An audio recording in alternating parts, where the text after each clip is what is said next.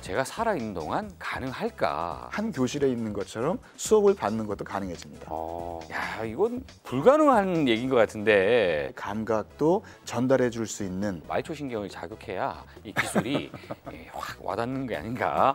한 주간의 IT 이슈를 정리하는 위클리티 시간입니다. 우리가 여기서 이제 컴퓨터를 잘못하면 안 돼요? 부스걸이 무슨 죄예요? 그렇게 헐벗고 안 나왔으면 좋겠어요. 저는 말이죠, 게임 하면 안 된다고 생각합니다. 아무리 그 레시피를 똑같이 따라해도 이건 너무 좀 기계적인 것 같은데. 다 추출이 되는 거예요. 아이디어는 네. 검색이군요.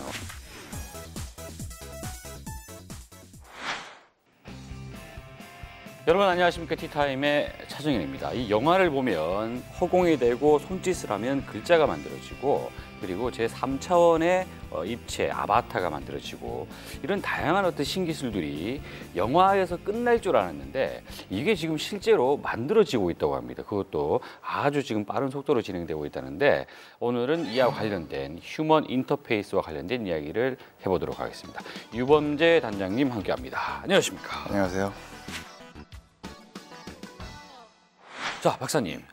제가 참 이 준비하면서 말이죠. 굉장히 좀 생소한 용어를 알게 됐어요. 실감 교류 인체 감응 솔루션 기술 이렇게 돼 있는데 이게 뭐 국제적인 표현은 아닌 것 같고 굳이 따지자면 휴먼 인터페이스의 개념이다. 이렇게 이해가 되는 것 같은데 네. 맞습니까? 일반 이용자와 컴퓨터를 함께 연결시켜주기 위한 네. 그러한 휴먼 인터페이스다. 다만 뭐냐면 이 지금까지의 어떤 이 휴먼 인터페이스는 사람의 어떤 의도를 단순히 읽어내는 거였다면 네. 인체 감응 솔루션은 그런 의도도 읽어내지만 사용자한테 반대로 어떤 이 시각이라든가 촉감이라든가 역감이라든가 그런 식의 감각도 전달해 줄 수 있는 그러한 휴먼 인터페이스다라고 이해를 하시면 되겠습니다. 이를테면 홀로그램으로 귤이 하나가 떠 있다라고 했을 때 네. 우리가 이거를 만졌을 때 이게 안 만져줘야 되는 게 정상인 건데 맞습니다. 지금 말씀하시는 내용대로 하면 네. 이거를 만지고 그 느낌을 내가 느낄 수 있어야 된다. 지금 이런 얘기잖아요. 맞습니다. 야, 이건 불가능한 얘기인 것 같은데 일단 지금 말로만 들으면 상상이 가지 않아요. 이게 어떤 기술이 적용됐기 때문에 이런 것들이 가능한 겁니까? 예, 그러니까 우선은 사람의 동작을 읽어내서 이 사람이 지금 무엇을 하려고 하는지 예. 하는 기술이 필요합니다. 네. 우리 인체에는 어떤 게 있냐면은 근육을 지금 움직일 때에 나오는 전기 신호가 있습니다. 근육을 움직일 때 전기가 나오나요? 예, 예. 그래서 이제 지금 그 신호를 저희들은 근전도 신호라고 하는데요. 예. 그래서 우리가 저기 그 건강검진 가면 근전도 체크 뭐 이런 항목이 있던데. 맞습니다. 예, 그 그거군요. 신호하고 예. 동일한 신호입니다. 예. 그래서 이제 만약에 우리가 손가락을 움직이면 이쪽 팔뚝 부분에 있는 근육이 움직이면서 네네. 전기 신호가 이제 좀 나옵니다. 그래서 그 전기 신호를 저희들이 해석을 하면 예. 손이 펴져 있는지 네. 아니면 주먹을 쥐고 있는지 가위인지 이런 식으로 그러니까 지금 현재 있는 손의 형태를 인식할 수가 있습니다. 네. 그래서 이런 다양한 방법들을 이용을 해서 예. 사람이 지금 어떤 동작을 하려고 하는지 그다음에 어떤 의도를 가지고 있는지 하는 것을 인식할 수가 있게 됩니다. 야, 신기하네요. 그럼요. 우리가 이 IT 기술 얘기할 때 가장 많이 사례로 드는 영화가 있어요. 네. 마이너리티 리포트 네, 네. 보셨죠? 네, 맞습니다. 야, 저는 그냥 SF 영화라고 생각했는데 저희가 이 프로그램을 하면서 그냥 심심하면 한 번씩 이렇게 들먹거릴 수밖에 없는 그런 영화가 됐거든요. 거기 보면 그 사람들이 그때 약간 충격을 받았던 장면이 있죠. 그 톰 크루즈가 네. 허공이 되고 네, 그렇죠. 막 손을 움직입니다. 그럼 뭔가가 따라서 반응을 한단 말이에요. 네. 그럼 이것도 인체 감응 솔루션, 휴먼 인터페이스다라고 네. 볼 수가 있습니까? 예, 그렇습니다. 허공에서 하는 그 사람의 동작을 읽어드려서 그래서 이제 그 사람이 지금 하는 동작의 의미를 해석을 하고 그거에 의해서 컴퓨터에 있는 정보들을 움직여주는 이런 개념이었습니다. 자, 박사님, 제가 아무리 들어도 말이죠. 박사님의 말을 제가 지금 귀로만 듣고 있어요. 그죠? 지금 저한테 말로서 입력을 하시고 제가 귀로 지금 받아들였잖아요. 네. 이것만으로는 도무지 이해가 안 됩니다. 그래서 제가 실제로 눈으로 한번 보고 체험을 했지 않습니까? 네. 예. 자, 실감 교류 인체 감응 솔루션 기술이 도대체 무엇인지 관련 연구실을 한번 다녀와 봤습니다.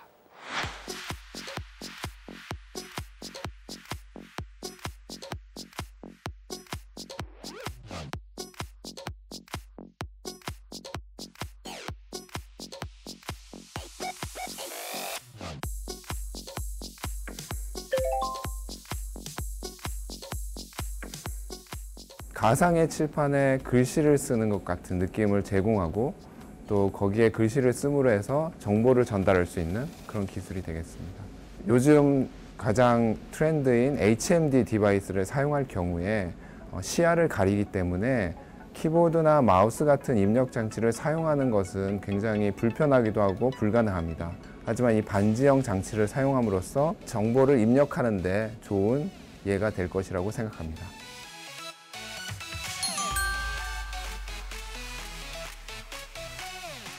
저희가 지금 연구하는 거는 가상 공간을 인간들이 어떻게 쉽게 유용하게 쓸 건가 하는 주제를 가지고 연구하고 있고요.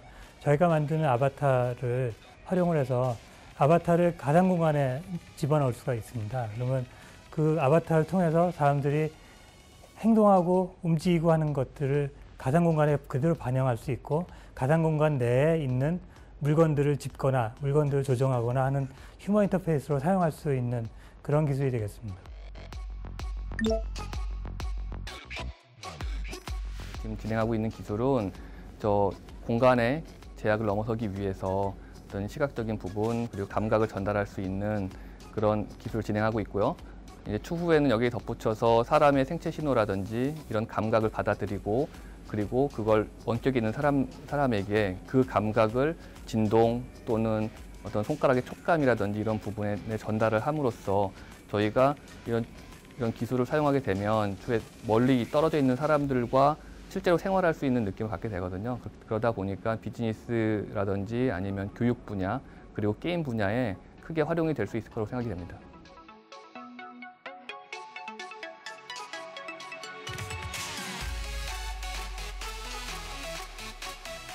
저희가 쓰는 기술은 근전도 신호를 기반해서 이제 동작 예측을 하게 되는데요. 저희가 그 사람이 동작을 할 때 보면은 근육을 이제 수축을 해서 이제 동작을 하는데요.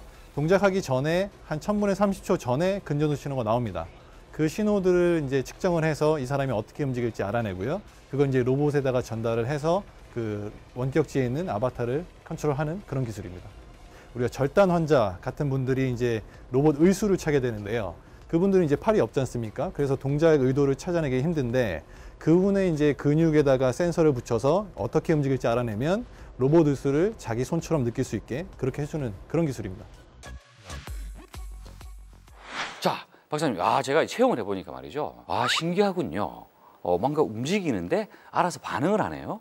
굉장히 좀 놀랍다라는 사실이 드는데 하지만 아직은 조금 갈 길이 먼 것 같다. 이제 시작인 것 같다. 이런 느낌을 받았어요. 맞습니다. 네. 네. 그런데 이런 기술들이 어떤 분야에서 유용하게 쓰이고 있습니까? 아직까지는 이게 지금 많이 이용되고 있는 분야를 찾기는 아직은 어렵습니다. 예. 지금 전 세계적으로 네. 새롭게 시도를 하고 있는 분야이기 때문에 그러겠죠. 그렇습니다. 예. 근데 이제 다만 이제 일부 찾는다고 하면은 그 온라인 게임이나 아니면 게임기 같은 데서 네. 지금 일부 이용되고 있습니다.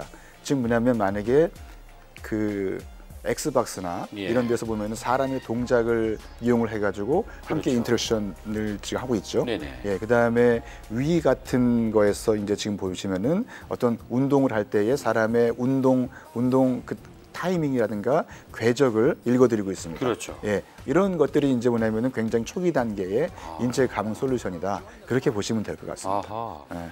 굉장히 멀리 있는 것 같았는데 알고 봤더니 우리가 주변에서 아주 기초적인 수준의 이 기술을 이용을 하고 있었군요. 맞습니다.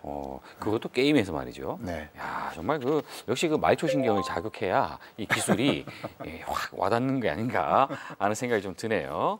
지금 우리나라만 연구하는 건 아니죠? 그렇습니다. 지금 지금 다른 나라에서도 지금 어느 정도 돼 있습니까? 어디가 뭐 수준이 높다 이렇게 말할 수 있을까요? 예.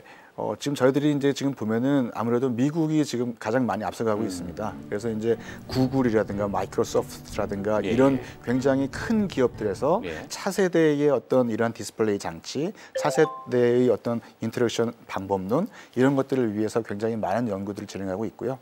그다음에 또 이제 특히나 미국에 있는 유명한 대학들, MIT라든가 스탠포드 대학이라든가 이런 쪽에서도 굉장히 중점적으로 많은 연구들을 진행하고 있습니다. 그렇군요. 자, 오늘 짧은 시간인데 이 휴먼 인터페이스 사실 얘기를 한 10% 했을까요? 휴먼 인터페이스라는 장르에서 정말 이만큼 이야기한 것 같은데 그 가운데서도 이 인체 감응 솔루션이라는 거, 그러니까 인체의 어떤 신호들을 다 디지털로 전환해가지고 뭔가 기계를 조정한다든가 아니면 뭔가를 입력한다든가 하는 그 부분이지 않습니까? 네, 네. 앞으로 정말 갈 길이 멀 것 같다는 생각이 들고 하지만 한편으로는 이 영화에서 본 그 장면들은 과연 제가 살아있는 동안 가능할까? 가능하지 않을 것 같다라는 그런 생각도 들긴 하네요. 2010년부터 시작을 지금 했기 때문에 지금의 단계는 뭐냐면 초기 결과들, 그러니까 우리가 맨 처음에 생각했던 새로운 아이디어들을 실제로 구현을 해서 조그마한 이러한 시제품들이 나오고 있는 그런 단계입니다. 예, 그래서 지금 저희들이 앞으로 이제 일반 기업들하고 더 긴밀하게 연계를 해서 네네. 실제로 대중화까지 지금 이어질 수 있도록 그렇게 노력하려고 지금 예. 하고 있습니다. 박사님 혹시 그 예전에 저는 어릴 때 봤던 그 만화가 하나 있어요. 2020 원더키드라고 2020년의 어떤 그 모습을 네. 만화로 표현했던 당시만 해도 미래 공상 과학 만화였거든요. 네, 그렇습니다. 근데 지금 말씀하시는 게 들어보니까 2020년쯤 되면 뭔가 일어날 것 같다라는 생각이 드는데 불과 몇 년 안 남았어요.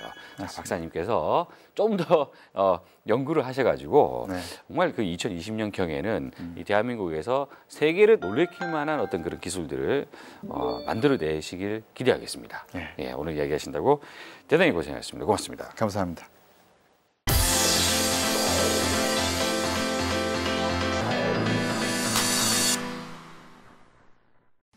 한 주간의 IT 이슈를 정리하는 위클리티 시간입니다. 오늘은 소정 씨가 자리를 비운 관계로 제가 특별히 오늘만 여러분들께 스마트한 소식 전달해드리도록 하겠습니다.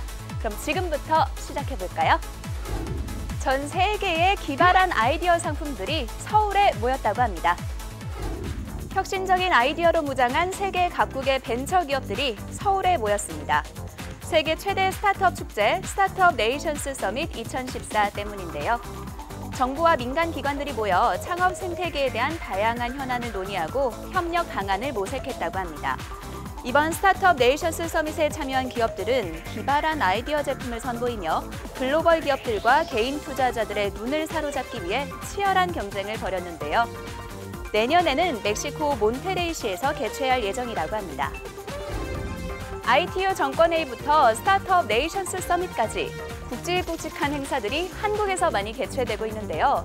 그만큼 IT 강국으로서 대한민국의 위상이 높아지고 있다는 거겠죠? 이번에는 조금 아쉬운 소식입니다. 우리나라가 세계정보통신 1위 자리를 덴마크에 내줬다는 소식인데요. 국제전기통신연합이 발표한 정보통신기술 발전지수 순위에서 우리나라는 166개국 중 덴마크에 이어 2위를 차지했습니다. 우리나라는 지난 2010년부터 2013년까지 연속 4년간 부동의 1위를 지켜왔는데요. 국제인터넷 대역폭 평가 지표가 상향 조정된 것이 우리나라에 불리하게 작용했다고 합니다. 우리나라를 제외한 아시아 국가 중에서는 홍콩이 9위를 기록했고요. 일본은 11위, 중국은 86위를 차지했습니다. 아쉽게도 세계정보통신 왕좌를 내준 우리나라.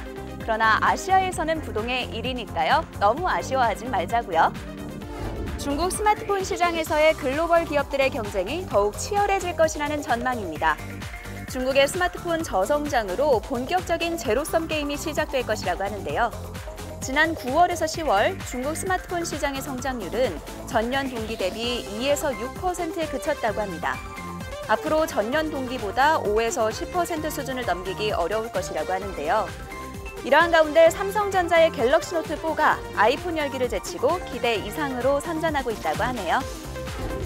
스마트폰의 접전지 중국, 이 치열한 경쟁 속에서 진정한 우승자는 누가 될지 정말 궁금해집니다. 지난 2005년 전 세계 인터넷 사용자 수가 10억 명을 넘어섰는데요. 불과 10년도 안 돼 3배가 넘었다고 합니다. 시장 조사업체 이마케터는 2015년에는 전 세계 인터넷 사용자가 30억 명을 넘어설 것이라고 밝혔는데요. 더욱 흥미로운 것은 전 세계 인터넷 사용자 중 절반을 아시아에서 차지하고 있다는 점입니다. 중국과 인도에서 인터넷 사용자 수가 급격히 증가했기 때문이라는데요. 특히 인도는 2016년부터 미국을 제치고 세계에서 두 번째로 인터넷 사용자가 많은 국가로 자리매김할 것으로 전망했습니다. 한편 인터넷 보급률이 높은 우리나라의 경우 인터넷 사용자 4천만 명으로 내년에는 큰 변화는 없을 것으로 보인다고 합니다. 극소수의 사람들만 사용했던 인터넷을 이제 지구촌 인구의 절반 이상이 사용한다고 하는데요. IT 기술의 발전 정말 놀랍습니다. 스마트해지는 시간 위클리티, 다음 주에는 더 알찬 소식으로 여러분을 찾아뵙도록 하겠습니다.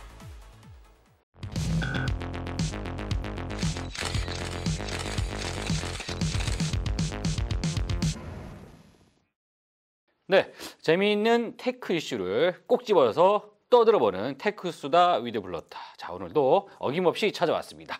블러터의 최호섭, 오원석 기자 함께합니다. 안녕하십니까? 안녕하세요. 안녕하십니까? 자, 오늘 이야기가 뭐죠? 그래서 오늘 주제는 사실 게임법, 게임 규제. 아, 오늘 게임 규제 이야기입니까? 게임 규제 얘기고요. 뭐 스크립트 안 읽어보셨습니까? 아, 그렇습니까? 저 여자 이야기인 줄 알았는데. 국제 게임 전시회 G스타. 부산에서 열렸죠. G스타가 부산 엑스포에서. 열렸습니다. G스타 이야기를 조금 할까요? 뭐 어떤 게임들, 네. 뭐 어떤 특징들이 있었습니까? 네, 역대 G스타 올해가 10회였는데 역대 게임쇼 G스타에서 중에 가장 최대 규모로 열렸다고 합니다. 예. 스마트폰이든 태블릿 PC든 뭐 노트북이든 자기가 무슨 디스플레이를 갖고 있는지 전혀 상관없이 예. 온라인 게임을 할 수 있도록 개발을 하고 있더라고요. 예. 제가 이번에 내려가서 느꼈는데 G스타를 G가 게임인 줄 알았어요. 그런데 이제 제가 들어보니까 걸스타다. 저는 사실 그 부스걸 도우미 분들 예. 그렇게 헐벗고 안 나왔으면 좋겠어요. 제발 좀. 예. 그렇게 좀 노출이 많은 의상은 좀 자제해야 될 때가 아닌가. 아니, 왜요?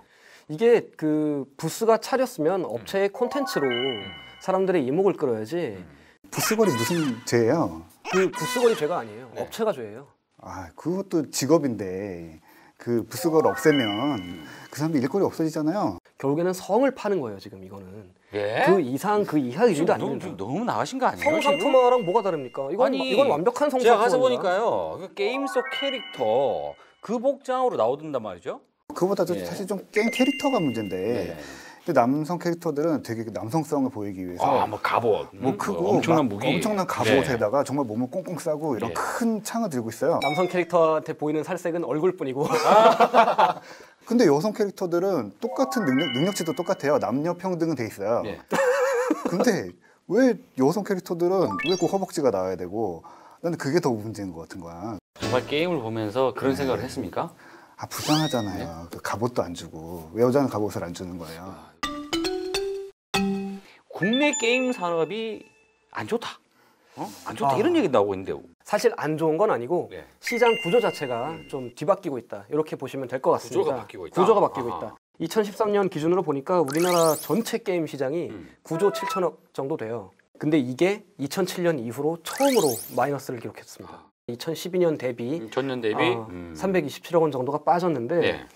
이게 이게 온라인 게임이 확 떨어졌어요. 온라인 게임이 빠진 자리를 모바일 게임이 채웠습니다. 모바일 게임이 지금 모바일이 이제 대세로 왔단 말이에요. 네. 근데 참 저 옛날에 어릴 때 그 기억나시는지 모르겠네요. 그 제믹스? 네. 아, 기억나십니까? 이거? 제믹스 하셨던 와. 세대신가요? 그게요. 전 닌텐도 하던 세대였습니다. 아닌 것 같은데. 닌텐도. 아닌 것 같은데. 네. 국내 게임 규제가 너무 많다 이런 얘기들이 많이 이제 나오고 있어요. 또 네. 한쪽에서는 물론 아니다 이런 얘기도 나오고 있는데 이 국내 게임 규제라는 게 어떤 것들이 있습니까? 그 일단 그 게이머들 혹은 게임을 즐기는 청소년 여러분들이 가장 이제 좀 잘 알고 있는 유명한 규제 중에 하나가 셧다운제입니다. 셧다운제도 그 좀 세부적으로 살펴보면 두 가지예요. 강제적 셧다운제랑 선택적 셧다운제라고 이렇게 보통 말을 하는데 이런 게 있어요? 강제적 셧다운제 같은 경우에는 16세 미만 청소년이 아예 그냥 밤 12시부터 새벽 6시까지 게임에 접속을 못 하는 거예요. 그리고 선택적 셧다운제 같은 경우에는 이제 이건 그 문화체육관광부에서 이제 그 관여를 하고 있는 규제 같은 건데 그 학부모랑 게임을 하려는 청소년이랑 합의를 합니다. 엄마, 나 일주일 중에 몇 시부터 몇 시까지 게임 할래요. 예. 하면은 어머니가 오케이, 허락해 줄게. 하면은 이제 게임 회사에 통보를 하죠. 나의 자녀는 언제부터 언제까지 몇 시부터 몇 시까지 게임을 하도록 해주시오. 아니 그게 지금 말이나 되는 겁니까? 아이의 계정에 대해서는 그 해당 시간에 회사에서 열어주는 거죠. 게임을 너무 이렇게 중독되다 보니까 학생들이 헤어나지 못한다라든지 또 뭐 약간 또 나쁜 길로 빠질 수 있다라든지 이런 것들을 방지하자는 차원에서 짜내고 짜내다 보니까 이게 여기까지 오지 않았나. 사실 우리나라 아이들이 잠 못 자는 게 게임 때문입니까? 생각해 보시면 아시겠지만. 뭐 지금 뭐 뻔한 얘기 하려고 하는 거 아니에요? 공부 때문에 그렇다는 얘기 하려고 아니에요? 지금. 입시 스트레스를 아이들이 풀 데가 없어요. 나가서 놀 수 있나? 학원 갔다 오면 12시지. 그 문제는 여기서 5분 거리에 있는 건너가서 거기서 좀 더 이야기를 해야 될 것 같다는 생각이 듭니다. 뭐 두 기자의 그 개인적인 의견이 궁금하군요. 저는 오히려 차정인 기자님께서 어떻게 생각하실지 좀 궁금해요. 왜냐면은 또 이렇게 아이들 자녀를 키우고 계시지 않습니까? 저는 말이죠, 게임 하면 안 된다고 생각합니다. 안 된다고 생각합니다. 지금 말이죠, 이 집에 애들이 말이에요. 네. 이 꼬맹이들 말이죠, 학교도 안 들어갔어요. 네. 집에 가면 허구한 날, 아이패드로 들고 말이죠, 게임을 하고. 이게 지금 이런 일이 발생하면 안 되는데, 알고 보니 제가 이미 그걸 하고 있군요. 선택적 셧다운제를 우리 애들이 하고 있군요. 1시간만 해라 뭐 이런 식으로 얘기를 한단 말이에요. 그거는 굉장히 잘하고 계신 거예요. 선택적 셧다운제는 부모와 자식 간에 해야지 법으로 규제할 게 아니다. 그때 당시에는 뭐 다 알아요. 이게 너무 힘들고 또 학교 가면은 피곤하고 또 그렇다고 게임이 끝까지 한다고 해서 나한테 뭐 주는 게 있는 것도 아니고 근데 그거를 끊을 수가 없거든요. 이게 이성과 그 동물적인 그게 이제 자극을 하는 거죠. 그래서 그런 것들을 사실 누가 끊어줬으면 좋겠는데 저는 그걸 어떻게 끊었냐면 결국에 컴퓨터가 터졌어요.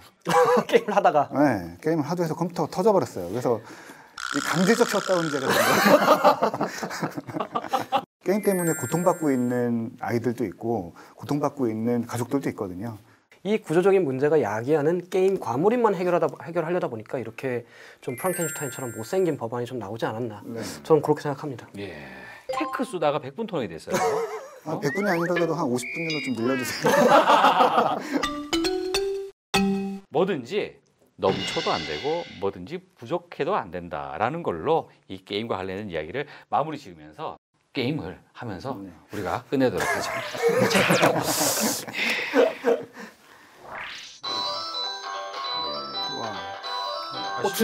이는 이거 나왔어요? 아니, 카카오.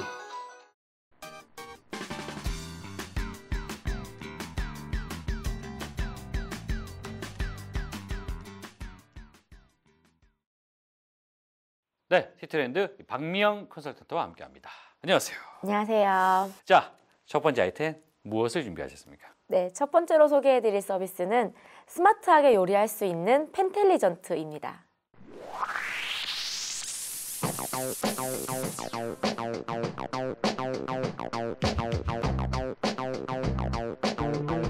어떤 개념이죠? 네, 이 서비스는요, 온도가 얼만큼 올라갔는지 그 온도에 맞게 언제 새우를 넣고 언제 새우를 뒤집어야 하는지 이런 것들을 이제 스텝 바이 스텝으로 알려주는 서비스예요.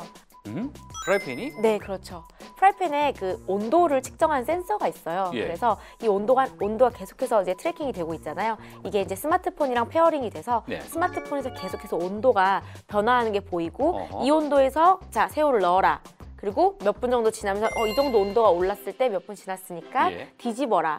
뭐 이 정도 됐으니까 시즈닝을 해라. 뭐 이런 것들 알려주는 거예요. 아, 그래요? 네. 그러니까 스마트폰으로 지금은 뭐 뒤집어야 할 시간 타임이다. 네. 이렇게 얘기하면 루틴을 알려주는 뒤집으면 거죠. 되는군요. 네, 그때 그러니까 지금 뒤집기만 여기 하면 나오는 것처럼 네, 그렇죠. 이 사람이 막 뒤집고 있네요. 네, 그렇죠. 근데 좀 타는 것 같기도 한데. 근데 이게 만약에 온도가 막 너무 높거나 너무 낮으면 알림을 줘요. 아, 네가 지금 프라이팬이 온도가 너무 뜨겁다. 너무 뜨거우니까 요리 탈 수 있다라는 경고 알림을 주기도 하고요. 그렇군요. 네. 좀 안타까운 생각이 하나 드는군요. 어떤 생각이? 음식은 말이죠. 네.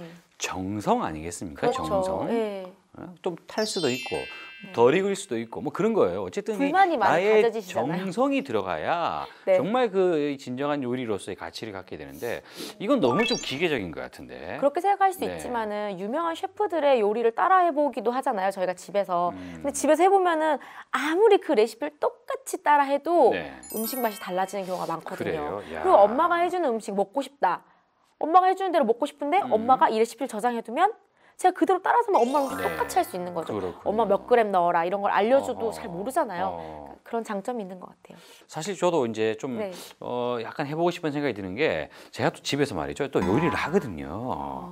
네, 제가 뭐 이 스파게티 이런 게 아주 끝내줍니다. 한데 항상 할 때마다 이게 말이죠. 이 새우가 어느 정도에 들어가야 되는지, 그렇죠. 야채를 어느 정도에 들어가는지, 그렇죠. 결국 이렇게 언제 만들고 볶아야 나면 되는지. 스파게티가 아니라 거의 뭐 죽이 되는. 그렇죠. 예, 이래서 이제 애들에게 강제로 이렇게 먹이는 이제 그런 네, 경우가 음식 하시는 종종 분 다 있는데. 그러더라고요. 본인은 맛있다고. 그렇군요. 야, 정말 제가 그 IT를 담당하고 있기 때문에 네. 요리마저 이 스마트하게 그렇죠, 한다면 스마트하게. 야, 정말 그 좋은 또 이 그 이미지가 만들어질 것 같은 네. 생각이 드는데 알겠습니다. 자, 어쨌든 이 사물 인터넷 개념인데 네. 결국 프라이팬에도 센서가 부착돼서 네. 가치를 확장시켰다. 그렇죠. 이렇게 정리할 수가 네, 있겠네요. 맞습니다. 자, 두 번째 아이템 어떤 겁니까? 네, 두 번째로 소개해드릴 서비스는요. 스마트 기기를 집안의 보안 카메라로 사용할 수 있는 케미오캠이라는 서비스입니다.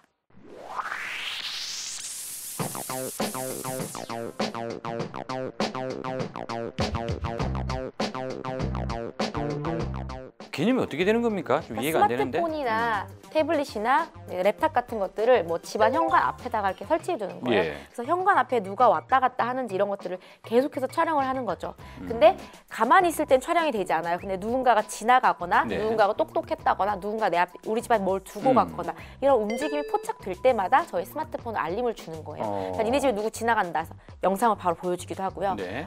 또는 뭐 누가 침입할 수도 있잖아요. 그런 것들에 방지를 할 수도 있고요. 뭐 특별한 기술은 아닌 것 같네요. 뭐 블랙박스를 봐도 충격을 감지하거나 네. 사람의 움직임이 있을 때만 그 이제 찍는 그렇죠. 그런 기술들이 이미 나와 있는데 네. 그러면 이거 같은 경우는 내가 지금 쓰고 있는 스마트폰이 아니라 네. 집에서 놀고 있는 놀고 있는 기기들을 사용할 수 기기들을 있는 거고요. 활용해서 네. CCTV로 활용한다. 그렇죠. 예를 들면 이런 거예요. 오전 9시에 우리 집 앞에 현관문 앞에 뭐 왔다 갔다 하는 파란색 옷을 입은 남자 이렇게 키워드를 넣으면요.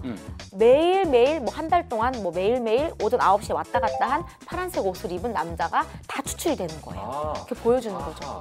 네. 그러니까 보안성이 확실하게 좀 있네요. 네, 그러니까 그렇죠. 이를테면 한 달 동안 네. 제가 이거를 이제 했단 말이에요. 그랬는데 한 달 뒤에 네. 누군가가 우리 집에 네. 나타나서 나쁜 짓을 했다. 그쵸, 그러는데 나중에 이걸 찾아야 되잖아요. 그쵸. 그럼 일일이 다 봐야 되는데 네네네. 제가 키워드를 넣으면 그렇죠. 그 관련된 사람을 이제 다 추출해낼 움직임을 수가 있는 찾아준다는 거죠. 얘기예요. 네네. 야, 그동안 말이죠. 이 네. CCTV로 활용할 수 있는 기능들은 많이 봐왔는데 그렇죠. 좀 많이 나왔어요. 이 어떤 그 비즈니스 모델의 아이디어는 네. 검색이군요. 그렇죠, 네. 거기에 있다라는 거. 그렇습니다. 야, 그러려면 그 기기가 좋아야 되지 않나? 기기는 그냥 안드로이드나 뭐 아이폰 다 가능하고요. 네. 맥 PC나 이런 거 다 가능합니다. 그러면 일일이 IP 카메라도 다 연동이 됩니다. 근데 영상을 찍는다는 거는 굉장히 그 용량이 저장 공간이 커야 된다는 얘기거든요. 네, 그렇죠. 근데 이 서비스 같은 경우는 클라우드 기반의 서비스이기 때문에요. 오. 모두 다 클라우드로 다 이제 영상이 저장이 되기 때문에 아하, 그래요? 저장 공간에 대해서는 염려하지 않으셔도 돼요. 예, 알겠습니다. 이 지금까지 봐왔던 네. 이 스마트폰, 스마트 기기를 CCTV로 활용하는 것과는 조금 다른 네, 조금 차별화된. 아이디어가 네. 들어가 있다라고 그렇죠. 볼 수 있을 것 같네요. 네. 자, 오늘 이야기하신다고 대단히 고생하셨습니다. 고맙습니다. 감사합니다.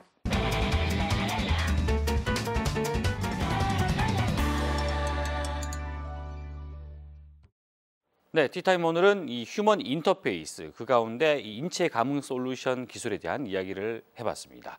이 과거에는 키보드, 마우스가 입력 장치의 전부였다면 앞으로는 사람의 몸 자체가 입력 장치가 될 수 있다는 거, 이 놀라운 기술인데 이 기술을 대한민국이 선점했으면 하는 그런 바람입니다. 다음 주에 더 좋은 이슈로 찾아뵙겠습니다. 고맙습니다.